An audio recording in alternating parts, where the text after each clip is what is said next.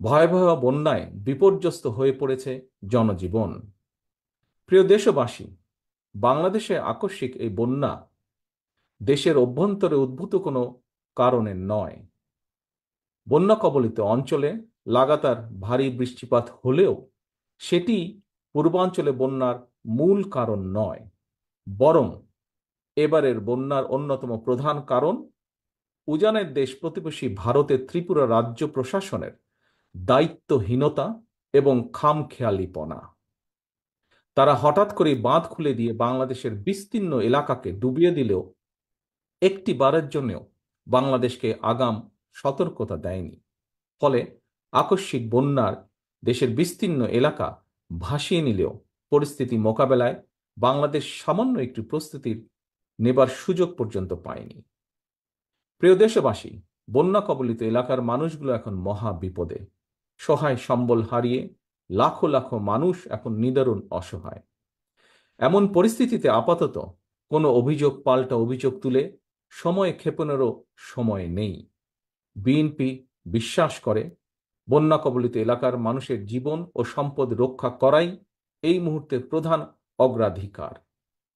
দেশের বন্যা পরিস্থিতিতে আমি সারা দেশে, বিশেষ করে দেশের যেসব এলাকা বন্যা আক্রান্ত হয়নি সেসব এলাকার বিএনপি এবং এর অঙ্গ ও সহযোগী সংগঠনের নেতাকর্মীদের প্রতি আহ্বান জানিয়ে বলতে চাই, আপনারা সমন্বিতভাবে বন্যা কবলিত এলাকার মানুষের পাশে দাঁড়ান। বন্যা কবলিত এলাকার মানুষের প্রতি সহায়তার হাত বাড়িয়ে দিন।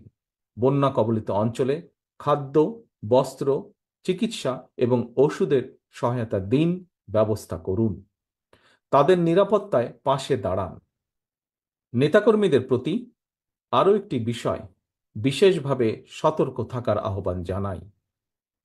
আপনারা জানেন, দেশ ছেড়ে পালিয়ে যাওয়া বিতাড়িত স্বৈরাচার দেশে মানুষে মানুষে হিংসা, বিরোধ, বিভেদ তৈরি করেছিল।